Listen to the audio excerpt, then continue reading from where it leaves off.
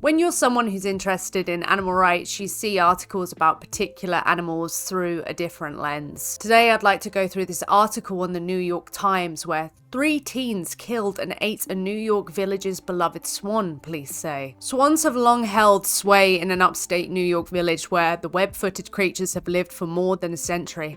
Residents have particular affection for Faye, a white long-necked bird who, for more than a decade, had been a fixture at the fenced-in pond owned by the village. And so people reacted with shock this week when the authorities announced that over the weekend 3 teenagers had stolen Faye in the middle of the night, killed her, and then eaten her. Sergeant Ken Hatter of the police department said the teenagers had told the police they did not have any idea of the significance that the swans had in this community, or that the swans are owned by the village, the sergeant said. They believed that it was just a very large duck, he said. They did not know it was a swan, and they did not know it was a wild animal. Oh God.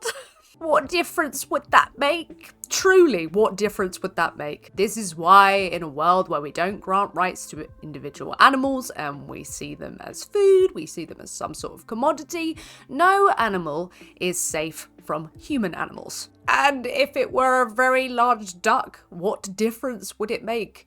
A duck, a chicken, a swan, intrinsically, they have value. Their lives mean something. And what is this with all the significance of the village and how much the village cares about them? What about them?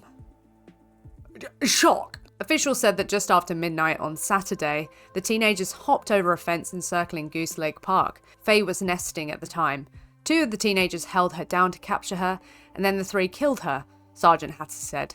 The teenagers also stole 4 live cygnets, or baby swans, leaving Manny, Faye's longtime mate, behind. The 3 then took the birds to the home of one of the teenagers' relatives where the police said the swan was prepared and eaten with family and friends. After swans were reported missing, tips from local residents led them to the 4 cygnets, which are alive, and later to the 3 teenagers. They were charged with felony counts of grand larceny and criminal mischief. They were also charged with misdemeanor counts of conspiracy of theft and criminal trespassing. None of these really explain killing an individual, gotta say. It was unclear why the teenagers decided to eat Faye. It wasn't because they were lacking in food, Sergeant Hatter said. They were hunting. Well, apparently there's nothing wrong with hunting. You know, people aren't vegan necessarily because they're lacking in food, they just decide to go to the supermarket and pay someone to kill the animals for them. And if you have a problem with this, that they didn't need to do this, they just decided to go out and kill this animal, then oops. I'm afraid there needs to be an addressing of the rest of our habits. The celebrity chef Mario Batali told Esquire in 2011 that he had once eaten a swan and said it was delicious, describing the meat as deep, red, lean, lightly gamey, moist and succulent. Well, there you have it, folks. Delicious. The flesh of a swan, Therefore, it is justified to exploit and kill them. Because you know, taste takes precedence over the life of another individual. Duh, silly goose. Geese, of whom, by the way, are also delicious. So, yeah, right. After the teenagers learned about the significance of the swans from the police, Sergeant Hatter said they appeared to have reflected on and realised that it was wrong. Oh, because they're significant to the village, suddenly, oh, that might have been the wrong move. Oh my God, bro. I can't. What do you want from me? He said the teenagers had told the public that they had planned to keep 2 of the cygnets and raise them and keep them as pets. Okay, so murder one and keep her children as your pets. That's not sadistic at all. Manny, the other swan, will most likely be removed from the pond out of concern that he could be combative to the cygnets after losing his mate. They do mate forever, Mr. Worrell said of the swans. You don't know what Manny will do to the cygnets. Just thinking of him being alone, that's just... Bro, this is a question I'm just going to pose. Why can't we just leave animals the f*** alone?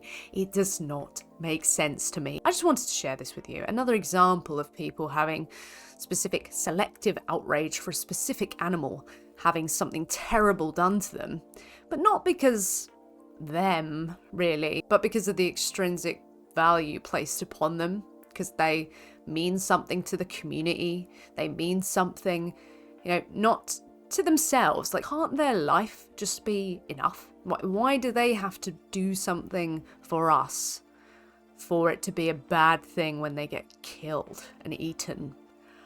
I don't know. But yeah, let me know what you think down below. I did share this on Twitter, so you may well have seen my thoughts on this beforehand, but if I can find anything upon it that's kind of like helpful to the wildlife around the area as a result of the thing that happened, then I will share it down below. But if not, that is all I have for you. I want to say thank you to anybody who supports this channel. I really do appreciate it. Be sure to catch my live streams. If you want to support me, there are multiple ways to do so, and that will be linked below.